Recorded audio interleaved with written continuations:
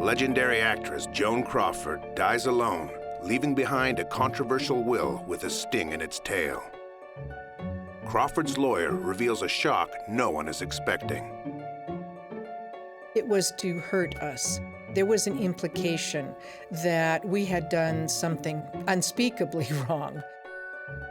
One Hollywood family, 4 adopted children, and 2 versions of the truth. We've heard the dark secrets exposed in the explosive memoir of one daughter. But for the first time, we'll hear the other side of the story. My mother, Kathy's memories are just wonderful. She just expresses the utmost love and admiration for Joan as a working single mother, especially.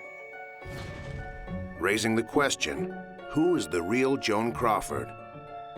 The loving mother or the violent mommy dearest? No wire hangers!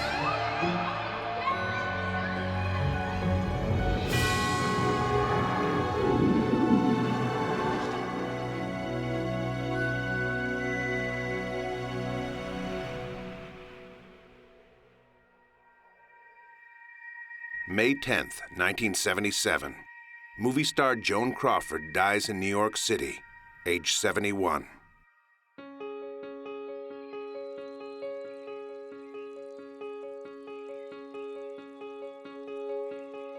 Joan Crawford is the ultimate movie star. Her extraordinary career spanned 45 years and 80 movies. She worked her way up from nothing and turned herself into a legend. She did all she could to promote her image, even answering every single piece of fan mail herself, 3 million of them. In the 30s, she became one of the highest paid women in the United States. At 35, in spite of her failed marriages, Joan longed to have children. Unable to conceive, she decides to adopt. On the outside, this single mother and her 4 adopted children appeared to be the perfect Hollywood family. But Christina, the eldest of the 4, has another story to tell.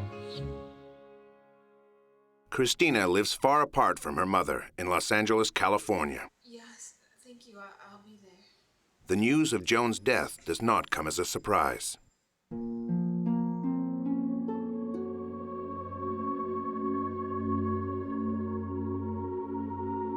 I had not seen her in about 5 years. No matter what our relationship was, I always sent her flowers on Mother's Day.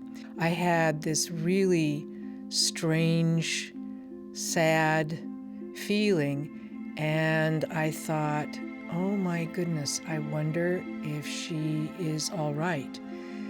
And the irony is that when the flowers arrived in New York, she was terminally ill. Christina prepares to leave for New York, and the funeral of a woman who is one part mother and one part Hollywood legend. I didn't think of my adopted mother as a movie star until I was in elementary school.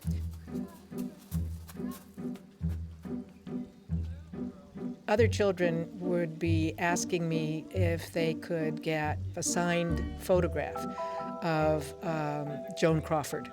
And they would come over to the house, and she, of course, was extremely flattered that all my little friends wanted her photograph, and so she'd sign them and give them ice cream and do all that. And then they'd leave, and they were no longer my friends, so I had a very rude awakening into human behavior when I was a very little girl.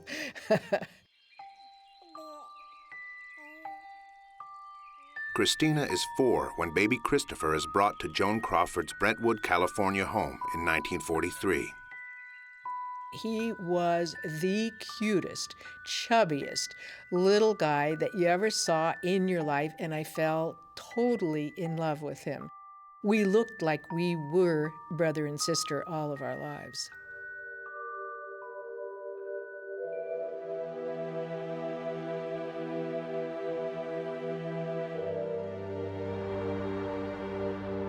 Upon hearing the news of her death, Christopher makes the short trip to New York from Long Island.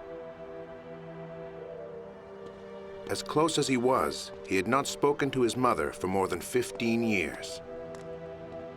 He was obviously very shaken, and he was sad, but he was upset at the same time.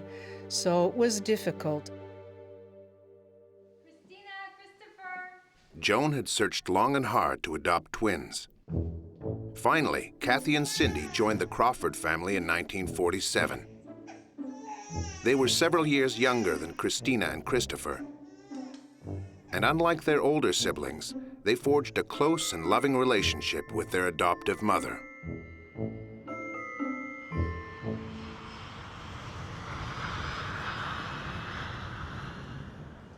As they head to the funeral, Kathy and Cindy are devastated. They kept in close contact with Joan as her health started to fail. But Christina is the only one of the four siblings who dares a final look at her dead mother before the cremation. She had been such a presence in my life, and a lot of that was destructive. And I needed to assure myself that this was final. No secondhand information was going to do. So it was very scary. And I went with the funeral director. He was very, very proud of the way he had presented her. And he kind of went on and on and on about that. And I thought, oh my goodness, even in death, there are the fans. I cried, and I said goodbye. And I told her that I was so sorry and I had tried to love her.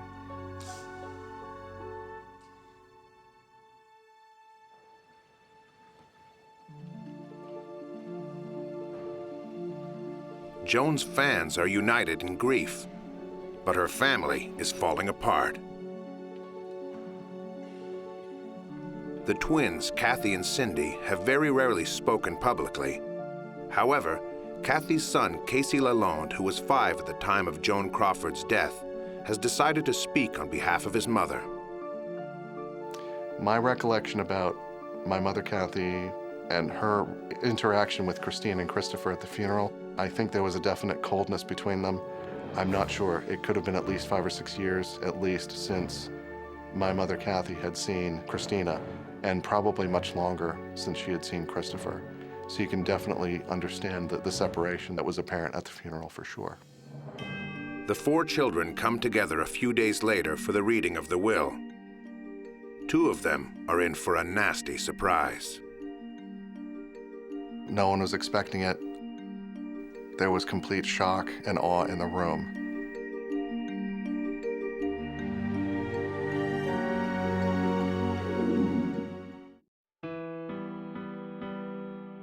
Joan Crawford, movie star, Hollywood legend, and adoptive mother of 4, is dead. Her estate is worth more than $2 million. But at the will reading, the children learn that most of the money will go to charity. She had always been a person that was involved in charitable work. A lot of it was goodwill, but an awful lot of it was to get publicity. Because with charitable appearances and charitable activities came a certain amount of publicity. So that didn't really surprise me. She had always impressed upon her children to be self-sufficient. Because of her upbringing and her very dire situation when Joan was a child, I think she intended for her own kids to go out and find their place in the world. Kathy and Cindy. Kathy and Cindy each receive $77,500 to be paid out over a number of years.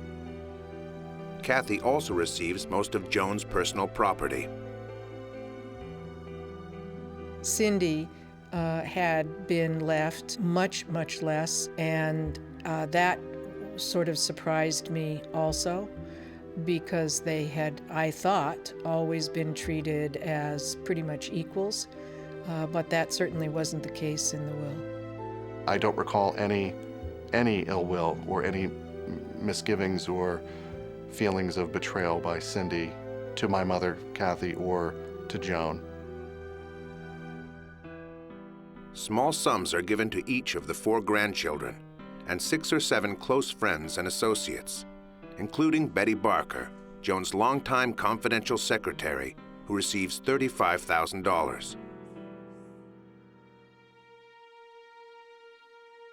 It's now Christina and Christopher's turn. The attorney reads the infamous line. It is my intention to make no provision herein for my son, Christopher, or my daughter, Christina, for reasons which are well known to them. What? There was complete shock and awe in the room. No one was expecting it. Of course, the attorney reading the will knew exactly what was in it, but everyone in the room was shocked.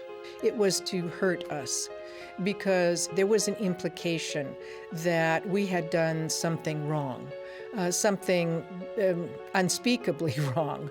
So I thought that was very cruel, and I thought it was intentionally cruel and unnecessarily cruel, particularly for my brother. I was a public person. I was an actress, and public people are supposed to have slightly thicker skins in terms of, what people say about them. And I guess I did. But for my brother, who had fought in Vietnam, had had an industrial accident, was still recovering and in terrible pain, I thought that was really, really cruel. What have Christopher and Christina done to deserve Crawford's wrath? A final and ultimate insult from their dying mother? And what are the reasons that are supposedly well known to them?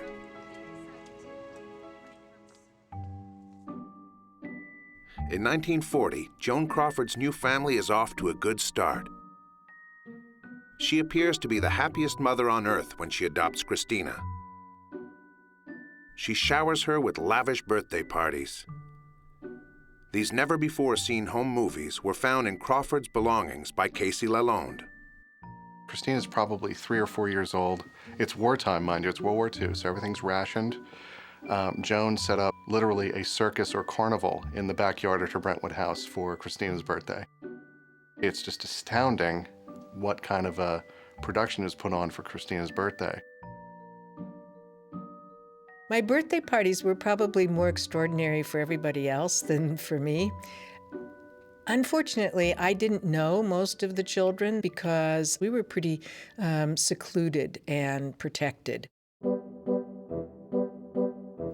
Christina could defend this by saying the viewer's not seeing the other 99% of the time during home life, but I think it does still give a good indication of how much Joan cared about Christina as a child and to what lengths she went to ensure that she had a great, great birthday party. I would have died for a birthday party like that when I was a kid. When these birthday parties happened, and they didn't happen after about the age I was about 5 or 6. They stopped after that. So there were really only about 2 or 3 years of the birthday parties. And I have a couple of pictures of me sitting at the table, and I have this very strange look on my face as though I'm observing my own birthday party as opposed to participating in it. And that's very much how I felt. The home movies certainly do not reflect Christina's memory of her childhood.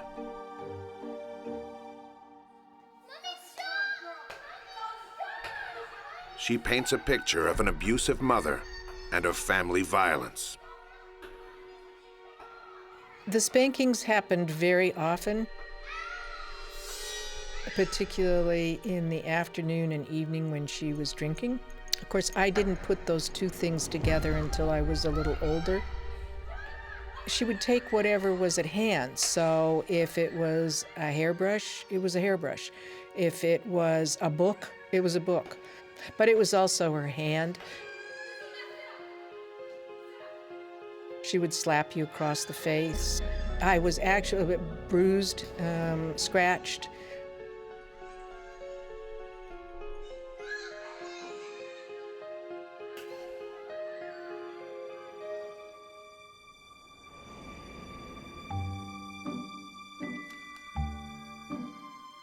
The twin sisters have totally opposite memories of their childhood.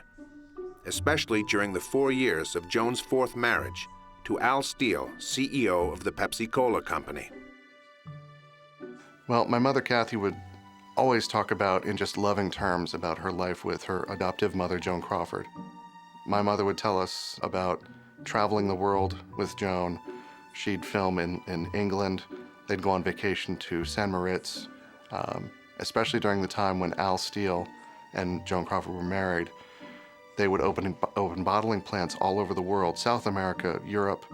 My mother, Kathy, would just say how just astounded and thankful she was to really experience just an incredible family life that most people never get to experience.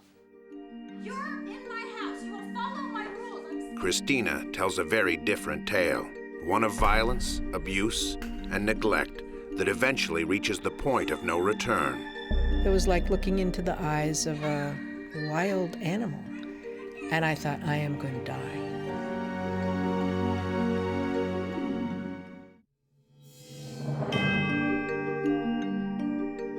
It is my intention to make no provision herein for my son, Christopher, or my daughter, Christina, for reasons which are well known to them. Why would Joan Crawford disinherit her 2 eldest children, but not her 2 youngest? Was it a fit of rage, as she so often had when Christina and Christopher were small? After bedtime, Joan's fits of rage reach extraordinary heights. Night raids, as Christina and Christopher call them. On one infamous occasion, Joan completely loses control and chops down her rose garden and a tree in the middle of the night.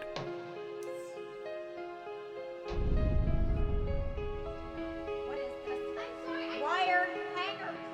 But the most notorious night raid is the wire hanger episode.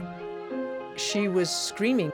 The gist of it was a whole lot of swear words and then no wire hangers. How many times have I told you no wire hangers?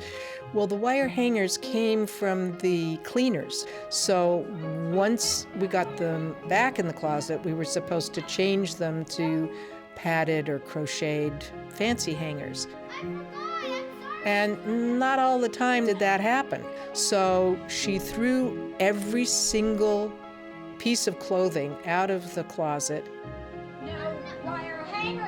And then she beat me with one of the wire hangers.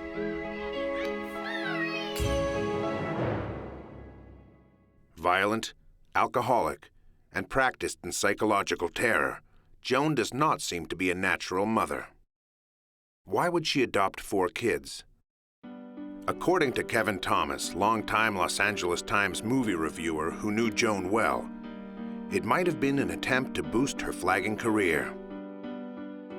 I'm sure the studio didn't tell her to go out and start a family. I mean, it was something I think she just deeply desired herself.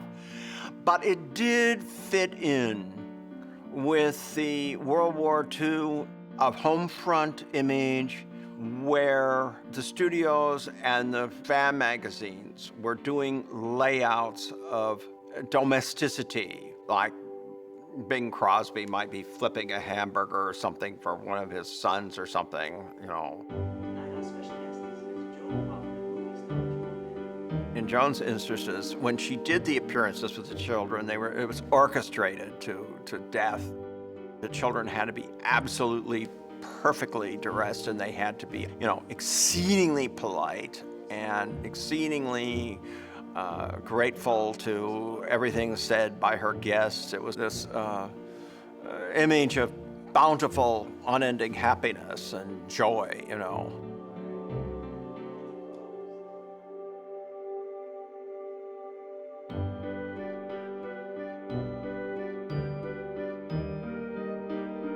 Joan, I think, really wanted desperately to have children, and she wanted those children in turn to have everything that she didn't have. But at the same time, the children were like a movie for her that with a happy ending, that they were supposed to be perfect at all times, and that, my God, she provided so much for them, and she was rich and famous and celebrated, and that they should be, overwhelmed with gratitude 24/7. But they were kids who were, were spontaneous, and they're not always so easy to control. Even if he was only 5 when he last saw Joan, Casey Lalonde has fond memories of his grandmother, despite her eccentricities. His mother, Kathy, and father, Jerome Lalonde, a naval officer, frequently visited her immaculate New York City apartment. She did have a noted penchant for keeping things clean, literally changing the toilet seats out when she would get divorced, that type of thing. So I would, in my opinion, with modern mental health counseling available today, I would strongly suggest that she was most likely obsessive compulsive. And not speaking as a doctor, which I'm not, some medication may have helped, some counseling may have helped, but most definitely she did show signs of being obsessive compulsive. And a lot of that may stem from her very dire childhood. Hang it up. Joan, born Lucille Fay LeSueur in San Antonio, Texas, was raised in poverty. Her father abandoned the family when she was born. She lived in the back room of a laundry and had to work at a very early age. Lucille! Working in the laundry where everything had to be shipshape and clean and starched, that obviously really had an effect on her mental state. She would make statements to interviewers that she could never get the smell of the laundry off of her. And I think that really may have affected her subconscious enough that she became OCD, as they say today, just undiagnosed at the time. She had one of these fetishes about cleaning. There were these endless cleaning tasks, and in this case, she took a can of cleanser, and she literally sprinkled it all over a very large room. And she screamed at me, "Clean up your mess." And so I had to get down on my hands and knees and wash the entire floor. So I did that until about 3, maybe 4 o'clock in the morning, crying.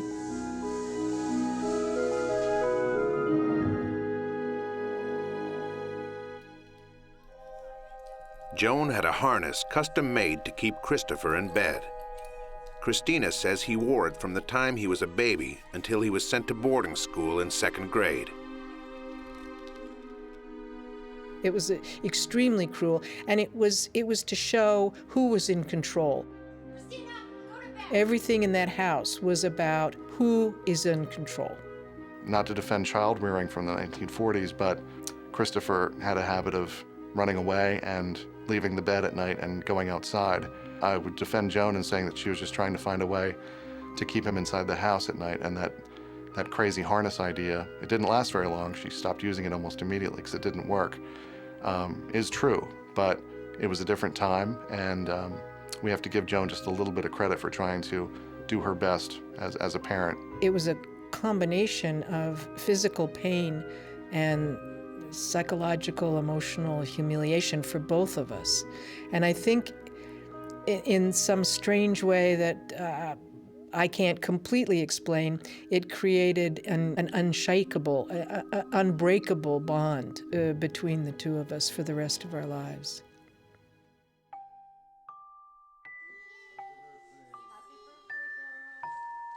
My mother always insists that none of the abuse that Christina purports, she never saw anything like that. She never experienced anything like that.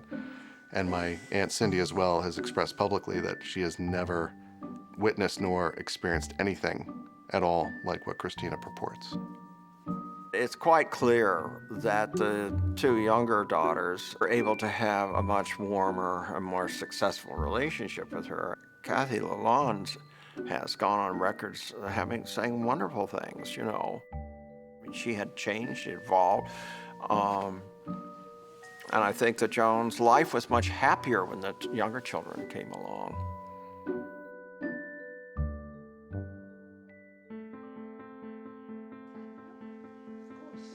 In 1943, before she adopts the twins, Crawford is far from happy. Her career has taken a turn for the worse, and Louis B. Mayer, head of MGM Studios, the biggest in Hollywood, gives her some bad news. This coincided with a very difficult period in her life. Are you firing me, Louis? Yes. You're firing me? After 18 years? She ended, after 18 years, she ended her tenure at MGM, which was very hard for her because she was approaching 40, which of course was a terrible age for actresses in that era. And I'm sure it was devastating. She got these bad reviews and she was labeled box office poison. As her career became more difficult, our situation also became more difficult. She stopped paying bills at school and a whole lot of other things, so that the life that she had and the life that we had changed dramatically.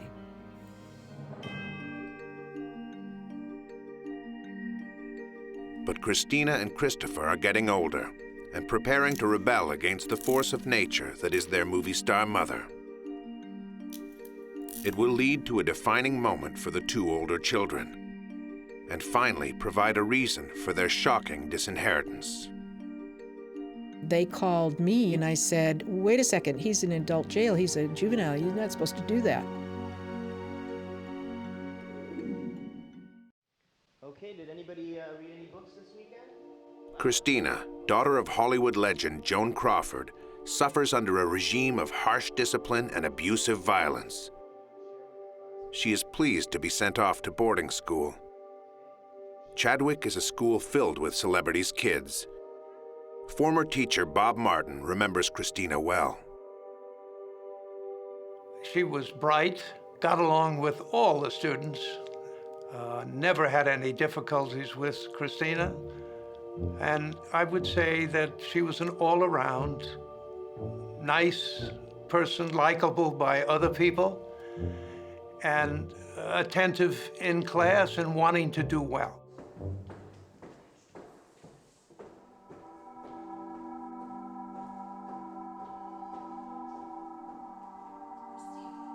Well, I would say that there was love and affection, particularly on the part of Christina. But from Joan's standpoint, it certainly was not unconditional love. She had many conditions. It was as if Christina was on perpetual probation. Christina, sit up. As long as she was a loyal subject and gave unquestioning loyalty to Joan, obeyed all of the many rules and regulations, any infraction was met immediately with some sort of punishment. And therefore, it was not what you would call a normal mother-daughter relationship.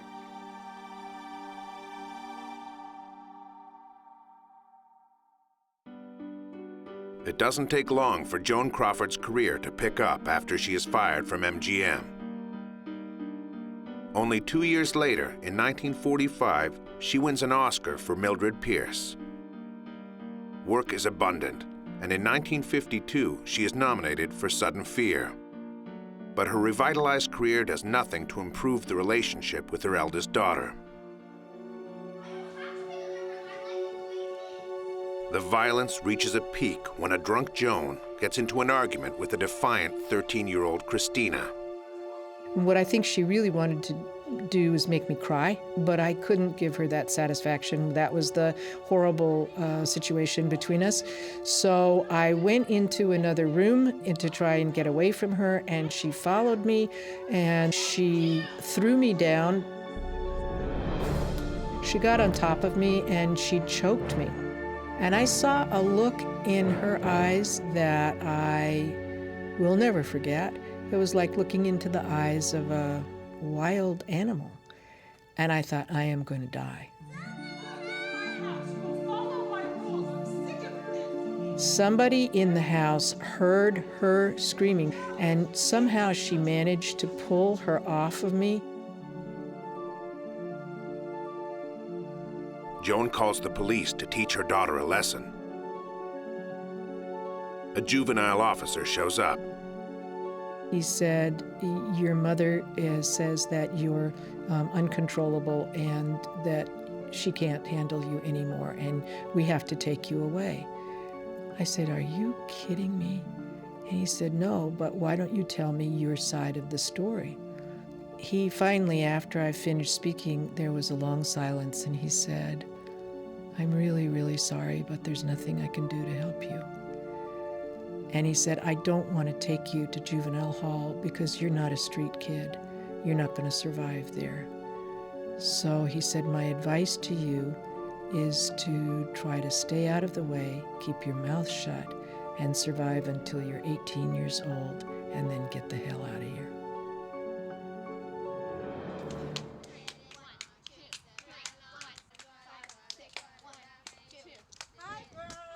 Fortunately for her, Christina spends the majority of the year at school. She even considers the Chadwicks, the school principals, as family. The Chadwicks had been like parents to me, really the only parents I ever had. They ran the school that I was sent to, which was a wonderful school. Just before Thanksgiving in 1955, Joan calls. She tells the children they are to stay with the Chadwicks for the holiday. Yeah, that's great. And they said, oh, great. With that, Joan reacted. I think when they said great that they were going to stay with the Chadwicks, Joan saw this as disloyalty. Joan was demanding and controlling, and therefore it looked like they had affection for the Chadwicks and not enough for her. And within several hours, sent a security person and her secretary, picked up Chris and Christina, and took them from Chadwick, no one knew where.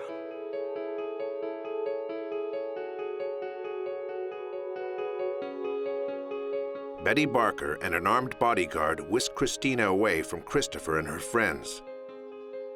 They take her directly to a strict religious school in Pasadena.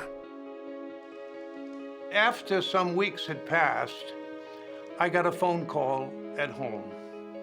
And Christina called me, and she said, Mr. Martin, I have to talk to you. I'm so confused here that I need to talk to somebody. So I drove out there in Pasadena, and I talked to the Mother Superior, told her who I was, and she agreed. It was against the rules.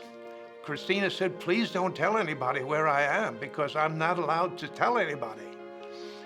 And so we spent a good 2 hours talking.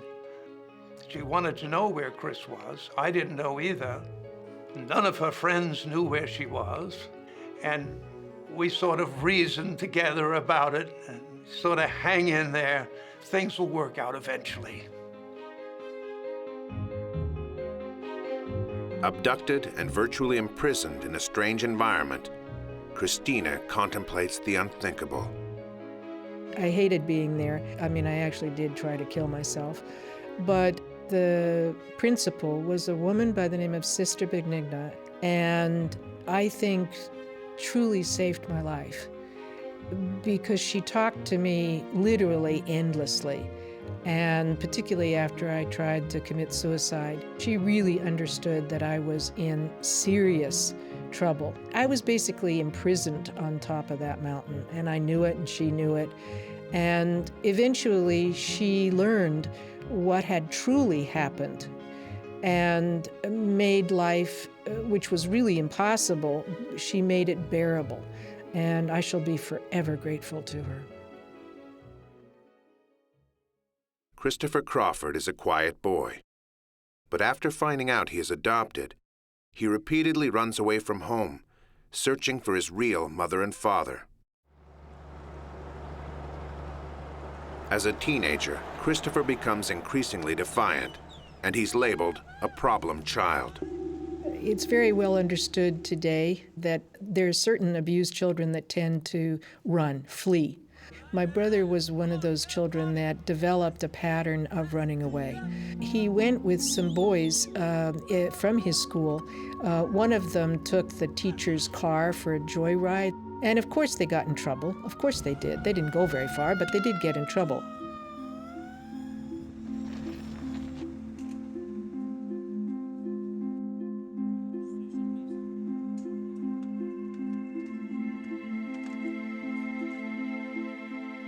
The parents of the other boys quickly bail them out.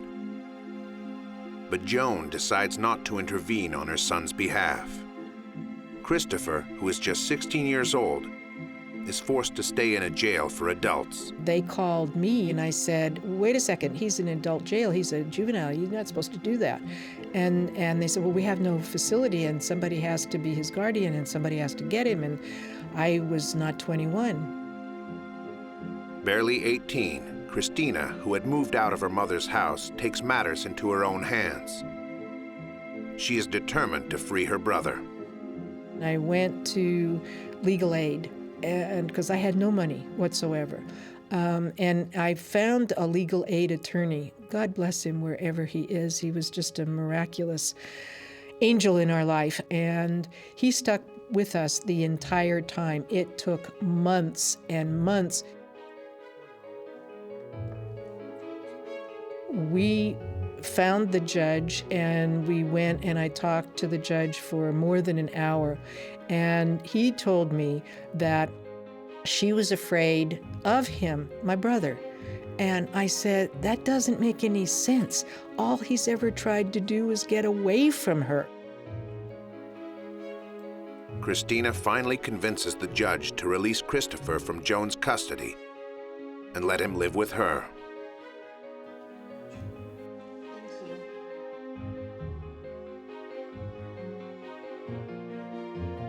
In New York City, they lived in a very small place, and they were, of course, short of funds all the time. I don't believe they received any money from Joan. They were on their own as young people doing the best they could. People over the years have indicated that oh, what a wonderful life you must have led, and this, that, and the other thing. No. You know, we worked our asses off and we had no money. What kind of glamour is that? I think there may be a certain perspective that Christina has of her memories of growing up in Joan's household that do ring true. I've never called Christina a liar or anything like that. I wasn't there. I can only go on what my mother Kathy and Aunt Cindy expressed to me growing up about the loving, supportive household that Joan created for them. It's very clear that there was competition. Christina and Christopher were very strong-willed children, according to Joan. I think the story is much bigger and more complicated than what Christina tries to put forth. That strictly Joan was just an abusive old woman who just liked to beat children. I think it's more of a complex story than that. She tried to instill self-discipline and self-dependence on her children. My mother Kathy readily admits that Joan certainly wasn't handing out $100 bills at breakfast every morning. She wanted the children to work for what they got, just like any good parent today would do so. I think at some point my brother just stopped talking about it. And that probably was all he could manage, because he had been so abused, so humiliated, so abandoned, and so unfairly characterized that it had actually changed his entire personality. But why go to the extreme of disinheriting her two eldest children? Christina believes the reason lies in her role in freeing her brother from jail and from the iron grip of her mother's custody. She believes that this victory against her mother is the defining moment, the reasons that are well known to them. I always thought that that probably was the time at which that language went into the will, but I have no proof of that. I don't know, and I've never heard anybody confirm or deny that, but that's just my personal feeling. I don't know when Joan wrote the will, but for a long time there was estrangement between Christina, and Joan. The twins were much younger. They probably were loyal subjects. And probably, and this is only speculation, because at the end of her life, there was a coming together of Christina and her mother. And Christina was the person that was there for her. So the will must have been written some period before the end days. And therefore, as frequently happens, the will is not changed, and therefore it only reflects her feelings of some years before. But Casey Lalonde strongly disagrees with Bob Martin and Christina's explanation. He has a completely different theory for the disinheritance. The reason was because Joan and her very close confidants and attorneys knew that Mommy Dearest was about to be published. Christina's motives for writing the infamous book would be at the center of a legal challenge. I wanted some justice for my brother.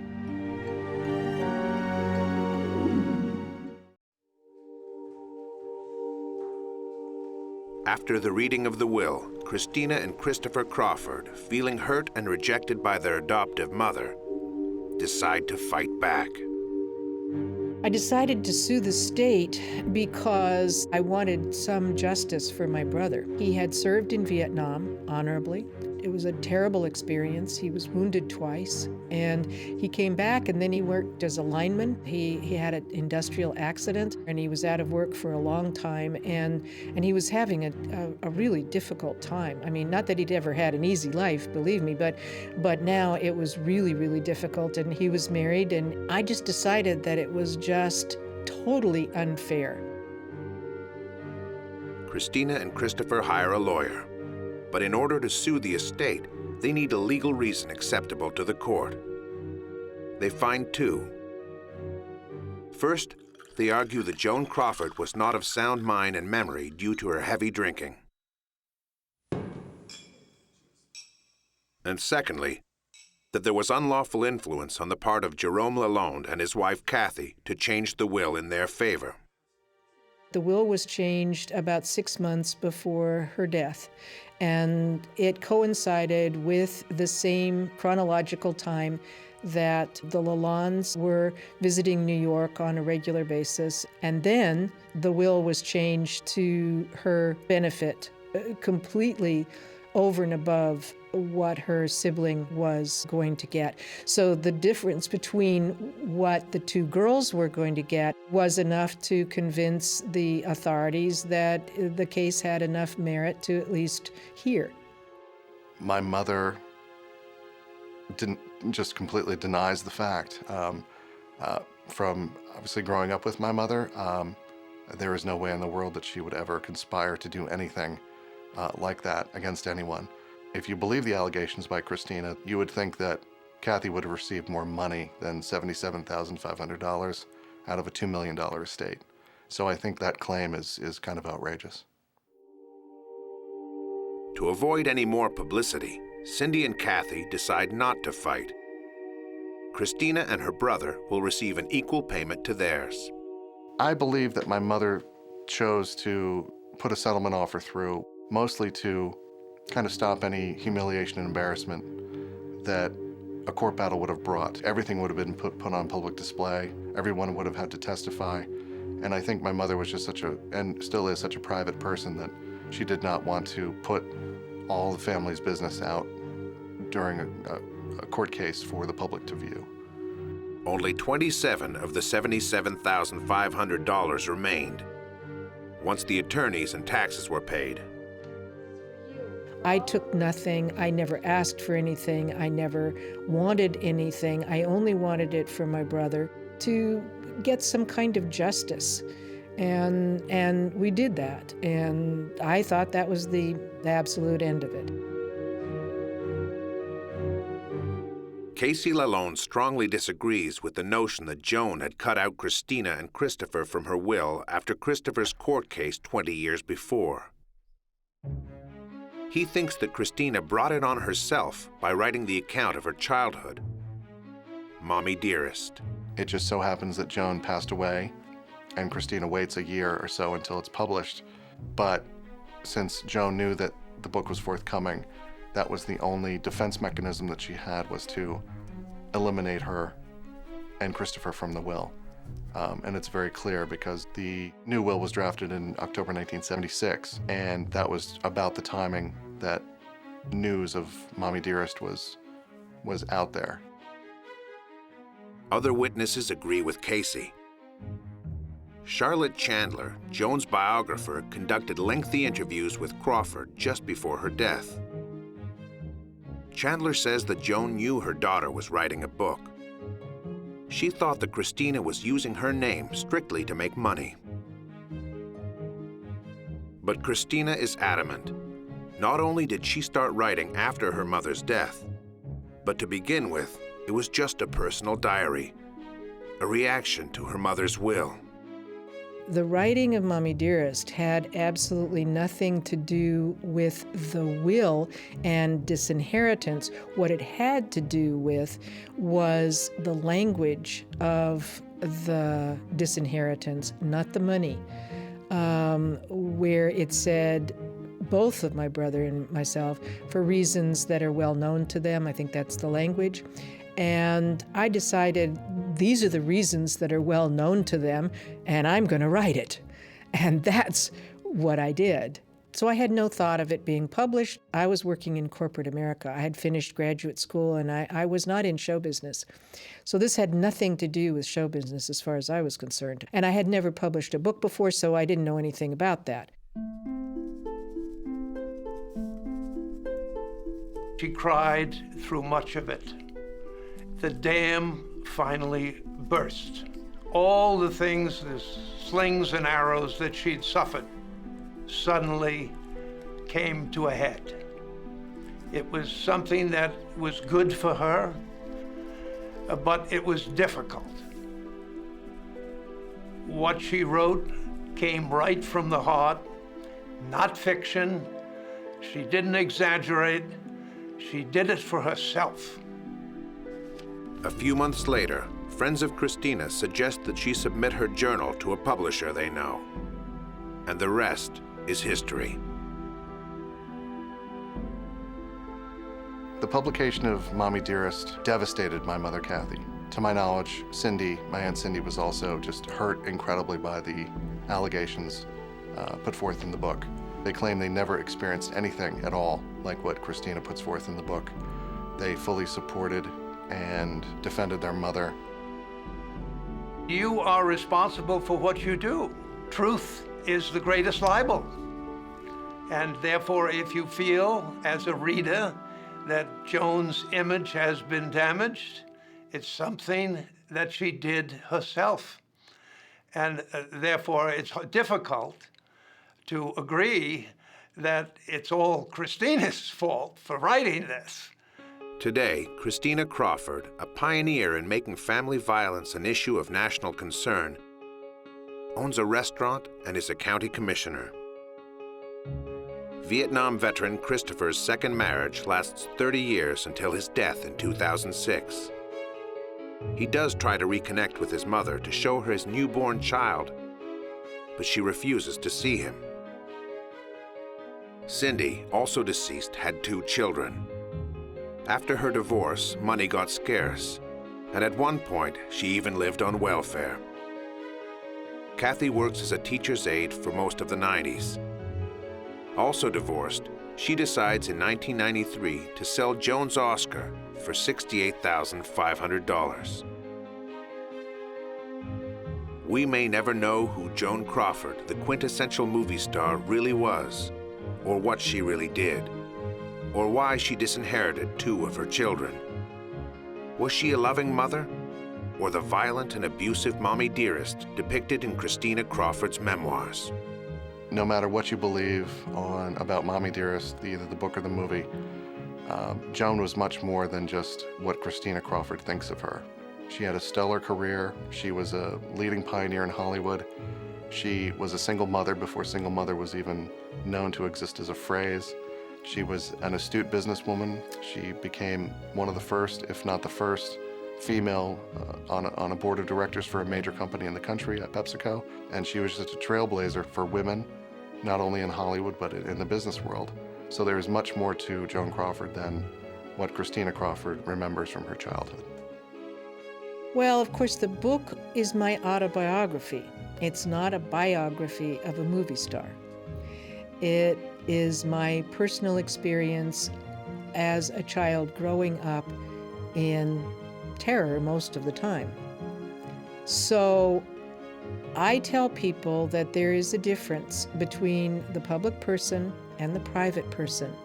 And if as a society we haven't learned that by now, then we're in sad shape.